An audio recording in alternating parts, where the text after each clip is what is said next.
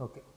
Good evening to one and all. Welcome you all to the daily Indian Express newspaper analysis for the date 4th November 2023, brought to you by Ganesh IAS Academy. Okay, let's get into the today's newspaper analysis. So mentioned in this slide are the list of articles which we are going to have the analysis in the upcoming session. Upcoming slides, have a look at it. Okay, let's discuss each and every topic one by one in the upcoming slides. How air pollution impacts economic growth, the evidence in research. So the news is related to air pollution as well as the environmental related things, and it is linked with, how it is linked with syllabus is, to prelims it is linked with environment, and under mains it is linked with GS paper 3 conservation of environment. So let's have a look into the explanation as well as the analysis part of the news. So the air pollution has the direct impact on the GDP growth of an economy. Previously, it was felt that the economic growth, as the air pollution is the byproduct of the economic growth. So we could not be able to avoid the air pollution, because if a country wanted to grow, means the air pollution is the byproduct of that growth.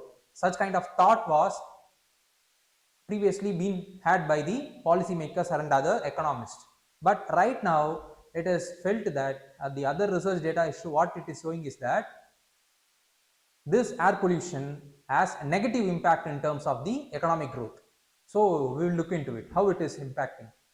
So according to the RBI's report on currency and finance 2022-23, what it has said is that up to 4% of India's GDP has been affected, will be affected by 2023 because of the labor loss that is going to happen because of the climate related changes, and also the air pollution related impact on the labor's health. And the World Bank, during its 2023 micro level impact on the health, what it has said is that more specifically to India, the air pollution will be leading to the micro level impact on health of the labor, asset productivity, and then the labor supply, which in turn will be leading to the macroeconomic loss. So during 2021, the Lancet Planetary Health impact on air pollution as well as air pollution on mortality, what it has found is that the interstate variation in terms of state GDP losses varied between 0.6% to 2.15% because of the impact of the air pollution.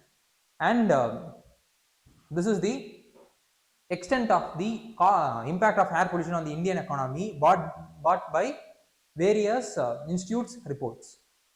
And now India's economy has been contributed almost by 50% by the outdoor sectors, that those sectors whose activities are dependent on the outdoor things, like in the case of construction, service delivery, providing securities, and then agriculture. These are all the activities which depend on the heat of the environment. But in the case of Europe as well as other developed countries, their contribution of those outdoor activities to the in relation to the GDP is nearly 25% only. But in terms of India, it is 50%. So any impact in terms of the climate change or the air pollution related impact on the outside environment will have major impact in terms of those people whose livelihood are dependent on these sectors, which depends on the health of the environment. So if the environment is deteriorating, means this kind of sector will get affected because of the activities that is they are taking, because of the kind of activities they are doing in the outdoor environment.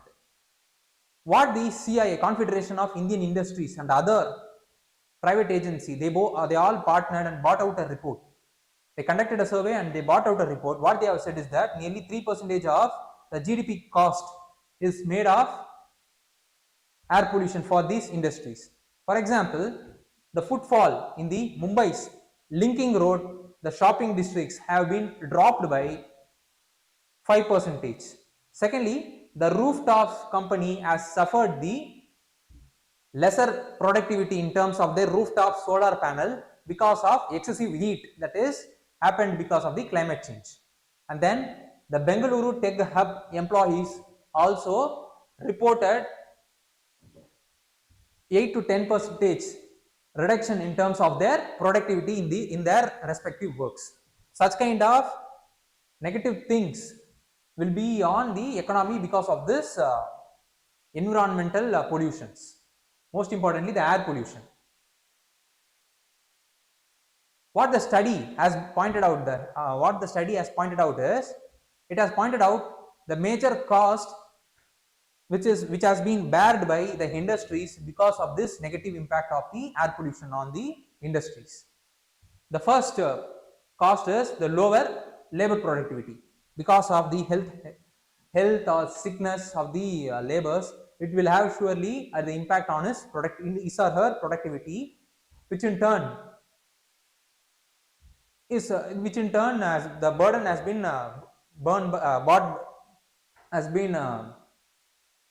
carried by the industries. Secondly, the lower consumer footfall, for example, in the case of the service providing industries, is also reducing the growth of those industries whose growth dependent on the day-to-day footfall of the consumers.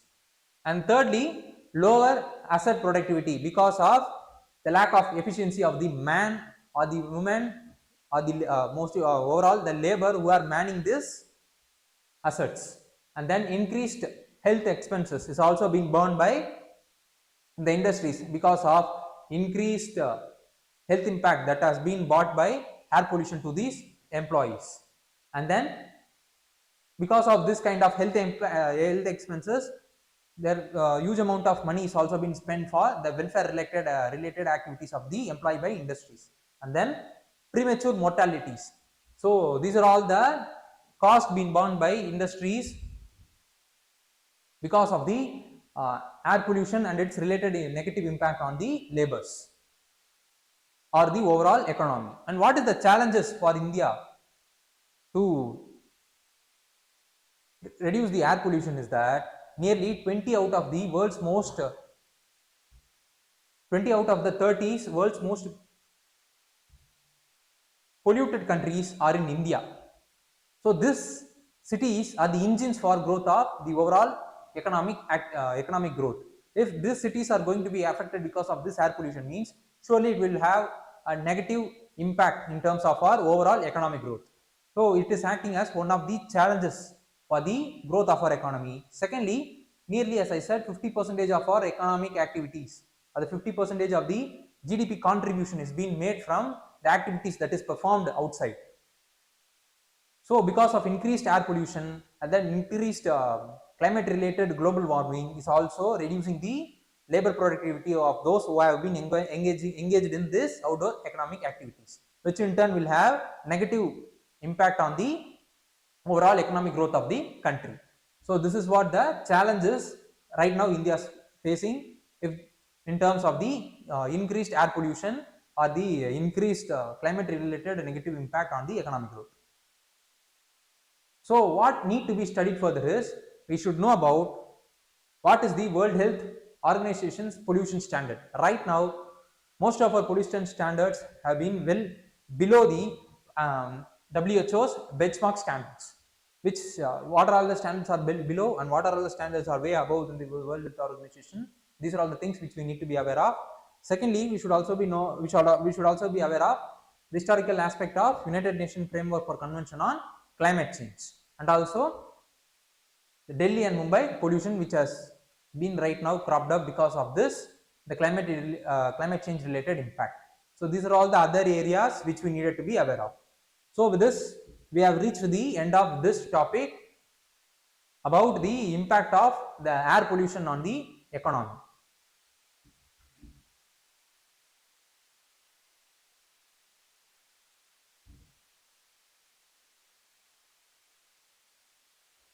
Fixing Mumbai's air. a prescription. See, right now it is, we all know that the Mumbai, the coastal city, one of the coastal cities in India, has been experiencing a drastic deterioration of air quality.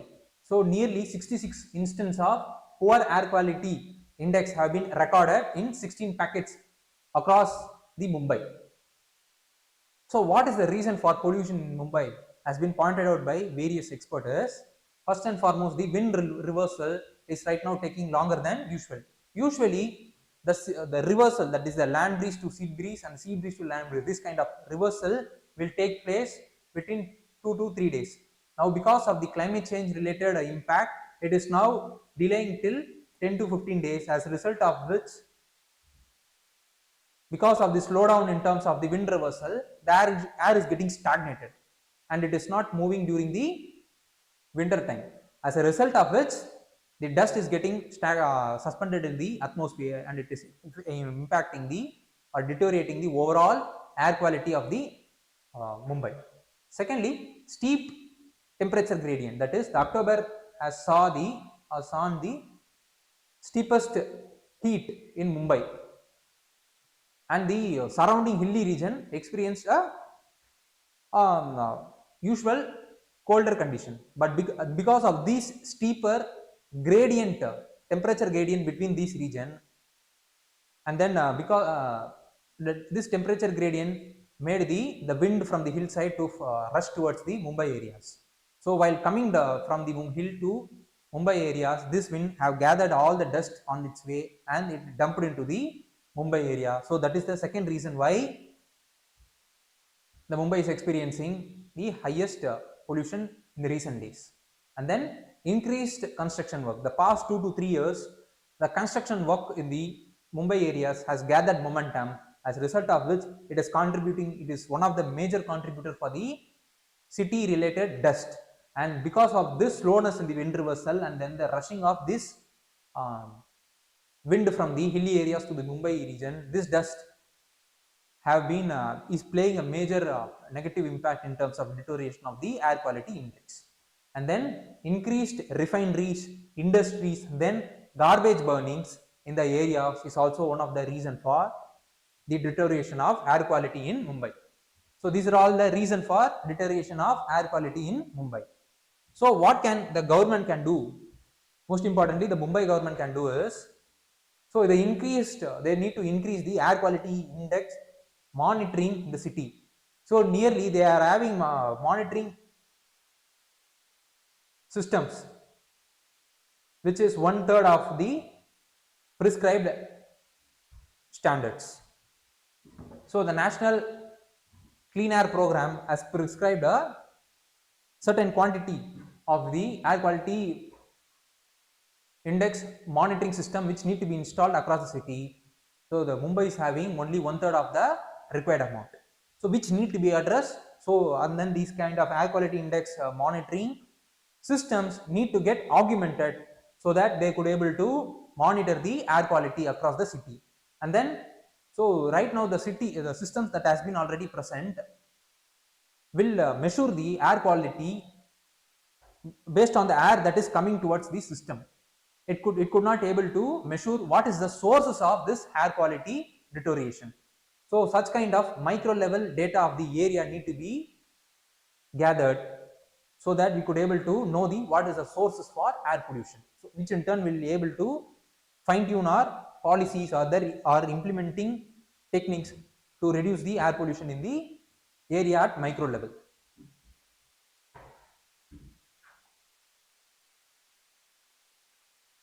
And then this air quality index monitoring need to get linked with command and control of the administration department, so that the administration department could able to get the real time value of the air quality index, so that they could be able to fine tune their implementation process in terms of reducing the air pollution. And then commission for coordination. See, the air does not have any kind of borders, but the bureaucrats or the rules and regulation have borders, and the borders vary up, and then the rules and regulation vary across the borders. So the commission need to be formed across the city, so that this commission should have the members from all the cities, so that they could able to direct all the administrators in terms of their in terms of the deterioration of air qualities and what are the steps they need to take if the air quality is deteriorating. For example, in the case of Punjab and Haryana, in order to reduce the stubble burning, and then they increased air pollution, a commission for Punjab and a common commission for Punjab, Haryana and Uttar Pradesh has been formed, and this commission is directing the all the three states administration according to the deterioration of the air quality requirement. So that what the commission could able to do is that it could able to coordinate all the three states administrative work in terms of reducing the air quality that is prevailing across the region. Like in the case of the like the same case, the commission for coordination need to be established in the cities, so that the cities, the common commission could able to augment all the activities that has been done separately by the bureaucrats of these cities.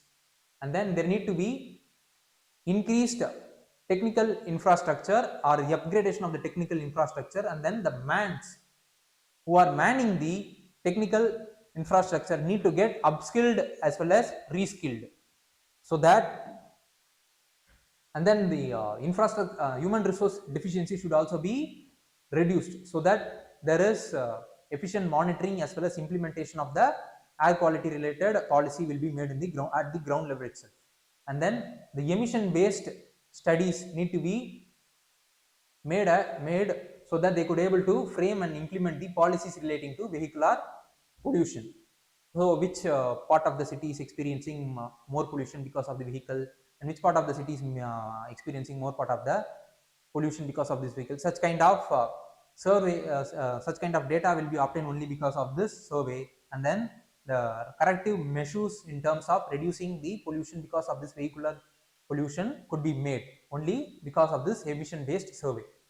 And then proper implementation is required. So even though if we are if we can able to gather the data and we can able to fine tune the policy according to the requirement at the micro level, it is the proper implementation that fulfills the agenda or the goals of the policy. So the implementation, at the implementation level, all the resource need to be need to be available with the administrators, and then the administrators they themselves need to be upskilled as well as reskilled for the efficient implementation of the policy goals. So this is from the administration side. How the citizens efforts could be contributed to combat the air pollution is that the citizens, the policies can be made to the administrators or the bureaucrats should make a step to make awareness to the citizen to use the public transport rather than using the private vehicles. This usage of public transport should be made as habituated, so that the increased usage of public transportation will reduce the carbon footprint that is arising because of increased private vehicles. Secondly, citizens participation in administration need to be increased, so that the community ownership in terms of reducing the air pollution will get strengthened, as a result of which it will ensure the sense of responsibility among the citizens itself. Thirdly, the policies need to be made to make the citizens to switch to pipe natural gas, that is all the alternate alternate fuels, like in the case of natural gas and other vehicles like bicycles are usage of the public transportation. Such kind of policies need to be made, as I said, to reduce the carbon footprint that is arising because of private vehicular usage. So this is from the citizen side. So what can be learned from other cities? What Mumbai can able to learn is that the Delhi has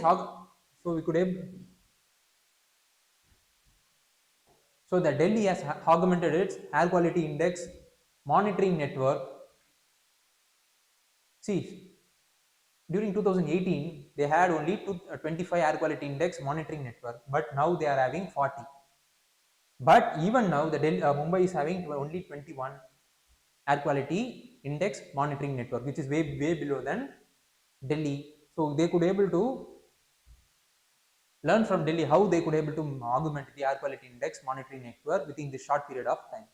Secondly, the Bihar and UP has also increased the sensor-based air quality monitoring to 530 as well as 840 respectively to obtain data in relation to the pollution at micro level. So this learnings, this improvement in terms of their monitoring techniques could also be adopted in the Mumbai city government. And then thirdly, this the London city does not allow usage of private vehicles where the stations are interconnected. Such kind of techniques could also be adopted to reduce the pollution in the Mumbai areas. So this is what the techniques that can be adopted from other cities as well as other countries, that is other cities that is present in other countries. So this is what the analysis part of the news is about. What need to be studied further is we should know about what is Air Act, what is Water Act, and what is the important provision that is present in it. Secondly, we should also be aware of what is the structure, function and objective of National Clean Air Program is. Thirdly, we should also know about the WHO standards in terms of the air quality and then National Ambient Air Quality Standards of India. So these are all the other things which we need to be aware of. And with this, we have reached the end of this topic.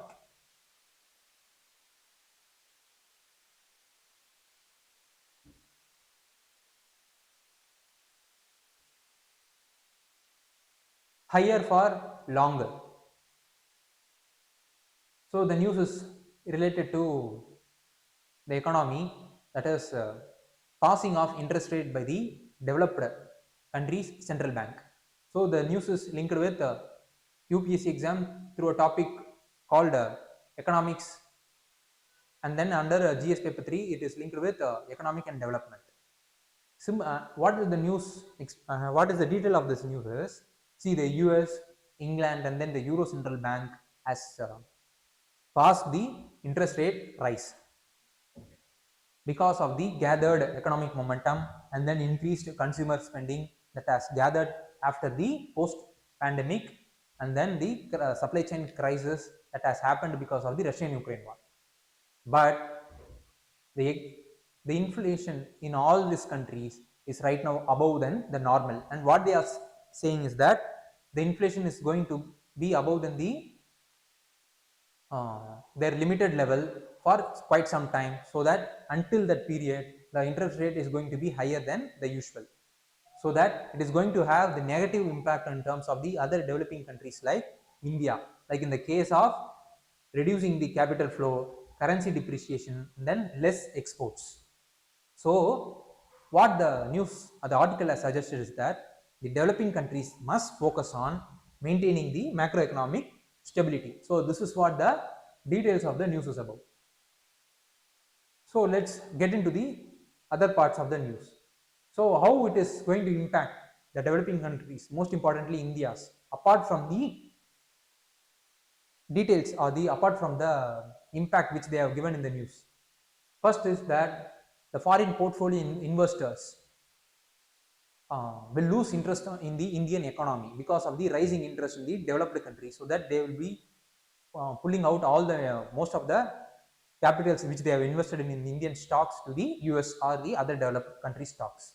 Secondly, it will reduces the expansionary policy that is been happening in countries or the developing and underdeveloped countries during the pandemic period, and now also the economic growth of all the developing countries as well as underdeveloped countries has not gathered enough momentum because of the negative impact of the post pandemic and then the supply chain crisis that has happened because of the Russian-Ukraine war.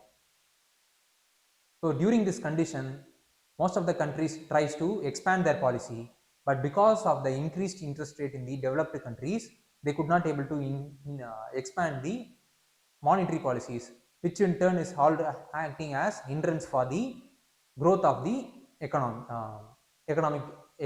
of the developing countries. And then it is going to have a negative impact in terms of inflation by increasing the imported inflation because of the increased depreciation, increased price of the imports. Such kind of things are going to have negative impact in terms of the imported inflation. So what the challenges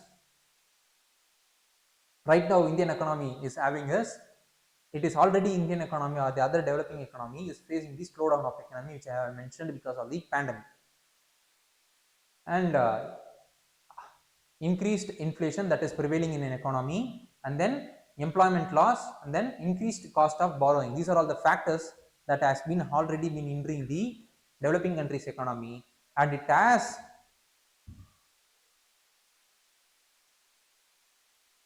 added this developed countries interest rate burden has added the another burden for the already prevailing, in addition to the already prevailing challenges in the Indian or the other underdeveloped developing economy. So what need to be studied is, we should know about what is RBI's monetary policy committee, and also we should know about what is inflation, and we should also be aware of the balance of payment risk. So these are all the areas which we need to be aware of. So with this we have reached the analysis of this topic.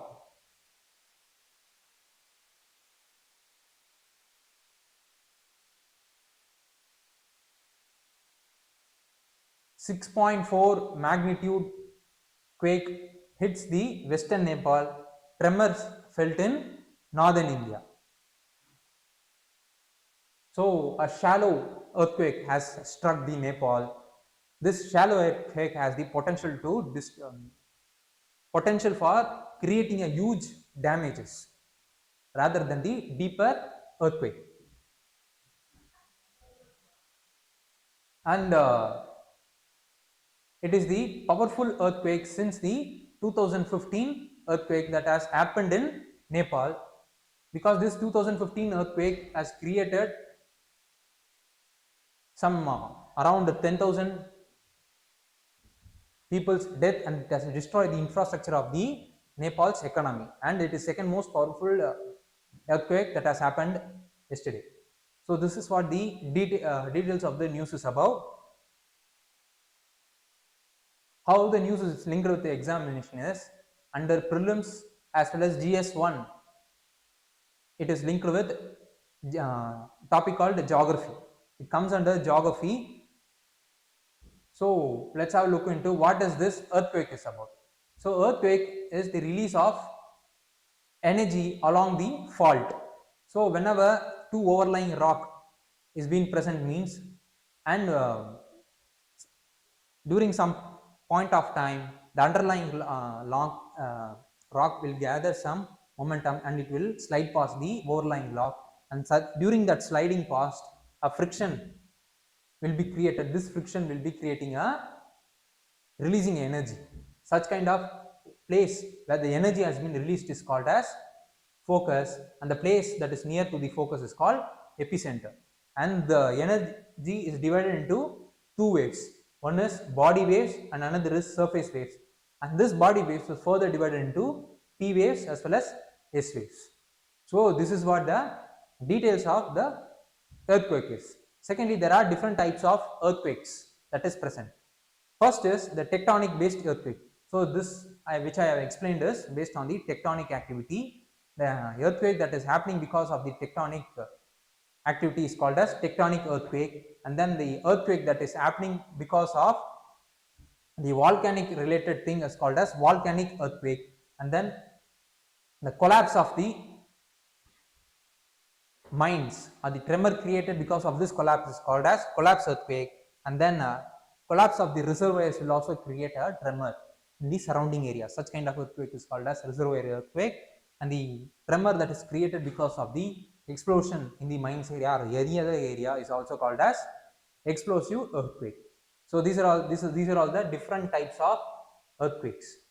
So how the earthquake has been measured is, so the Richter scale measures the energy of the earthquake. Similarly, Mercalli scale will measure the intensity of the earthquake.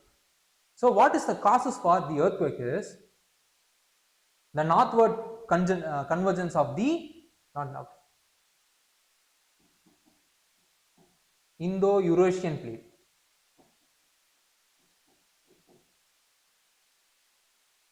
and then reverse faulting is also another reason for it.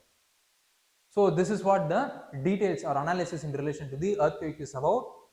So what need to be studied further is, we should know about what is specific ocean rim, and what is the tectonic plates, and what is the structure of the earth is.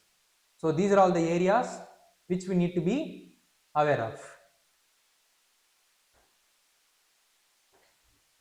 Okay, let's have a look into today's practice prelims question. So mentioned here is the today's practice prelims question. I want those students, those who are watching the session online, please do comment the option point for the question which you are seeing right now on the board. Okay, with this we have reached the end of today's session. Please do like, comment, share as well as subscribe to the Ganesh IAS YouTube channel, so that you could be able to get notification in relation to the important current affairs session and also other sessions that will be brought to you in the future by Ganesh IAS Academy. Thank you.